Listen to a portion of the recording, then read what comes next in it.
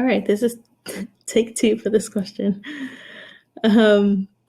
So we're now talking about word problems and how we're going to be combining the like terms. So we have a grocery store is going to close one of its two stores and combine all the inventory from both stores. These polynomials represent the inventory in each store, which expression represents the combined inventory. So when we are combining, it means that we're going to be adding, because imagine like we have, we're combining something from here, combining something from here. In order to put them together, we have to add it. Okay, so now it's saying that we have to combine the inventory from both of these stores. Well, the inventory in this case is represented by these polynomials. I know I have a polynomial whenever it's these terms or these things are separate, or numbers with letters are separated by a plus sign and a minus sign. So what we have here is store A plus store B. Okay, so step number one, if I look over here, I'm going to rewrite my expression. So in order to rewrite it, I need to write out what we have with the addition sign in the middle. So 3 over 4, b to the power of 2, plus 4 over 5, so that's store A, plus, because the original plus sign, 6b to the power of 2, plus 1/3 b minus 1/5. Okay, so I went ahead and completed step one. Step two is only necessary if we have parentheses and there's the letter or a number right up in front of it. We don't have one, so we're going to go ahead and just check that off.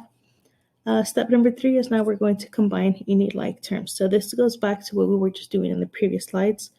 We're going to find or look for anything that has similar letters. So I'm going to draw a box around 3, 4b squared. And I'm going to look, is there a term that has a b to the power of 2? And I see that, yes, we do. We have it right here. And I'm going to box in that plus sign in the front because that is right in front of the 6. And it tells us what operation we need to do. Okay, so let's go to our calculator. So you guys can click here. I already have my calculator open, so I'm going to just go ahead and open this.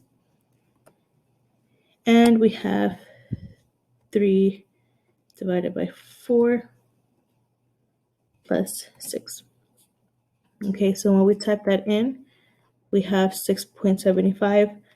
Typically, your answer choices, or typically, actually, I would say in Algebra 1, you don't really deal with a lot of decimals, so we have to learn how to be able to manipulate this or what to click on in order to give us a fraction.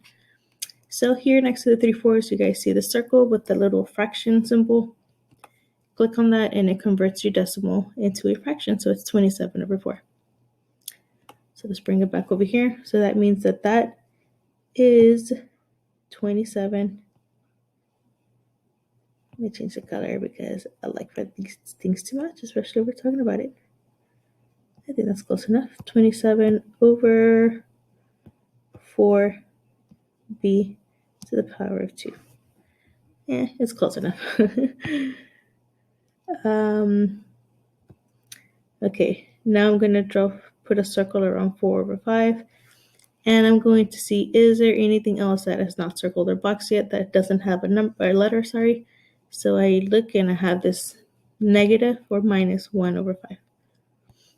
So then that I'm going to go ahead and come back to my calculator and type that in. So I have 4 divided by 5, arrow over, minus 1 divided by 5. Again, we have 0.6. Let's click over here.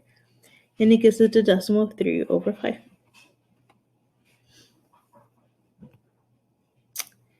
So that's going to be a positive. So positive is represented by a plus sign. So that's 3 over 5. Okay. And then lastly, we only have this plus 1/3 there. That means that we're just going to go ahead and bring it down because there's nothing else we can do with it. So it's plus 1 over 3b.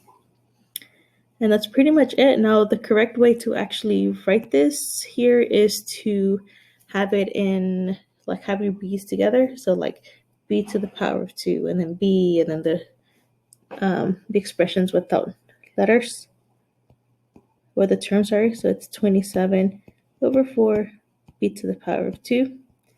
That has a b. The next thing that has a b is 1/3 b. And let me move my face out the way. Okay. Where was I? Plus 3 over 5. And then that becomes your final answer. So we completed step 3. Now for the final step is, sorry, my dogs are trying to get up here. For the final step is we're going to graph these two things, okay? But actually there is nothing to really match. So we don't have an original expression or the answer choice.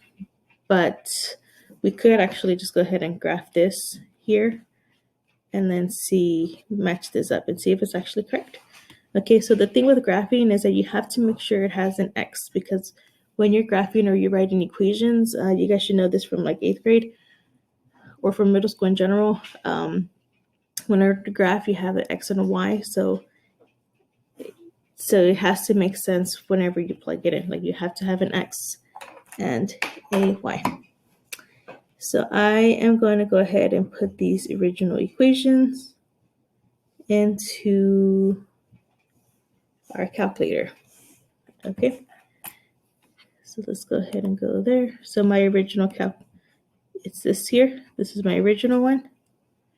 And my answer was this. Those are the two things I'm going to graph. Okay, so we had 3 divided by 4, arrow over. It had b to the power of 2, but we're going to go ahead and put x to the power of 2, plus 4 divided by 5, arrow over, plus 6x to the power of 2, plus 1 divided by 3, x minus 1 divided by 5.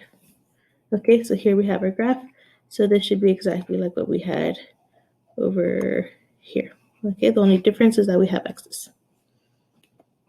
And then I'm going to graph this other part over here. Press here. So that was 27 divided by 4, arrow over, x to the power of 2, plus 1 divided by 3, arrow over, x, plus 3 divided by 5. And here we saw that both of these ended up being the same number. So just to change that, so we have, this is a green graph, this is the blue graph, right? You can see the colors here. So let me just finish that, divided by 5, and then you see that they were the exact same graphs. So this pretty much proved that this is the correct answer because the graphs matched.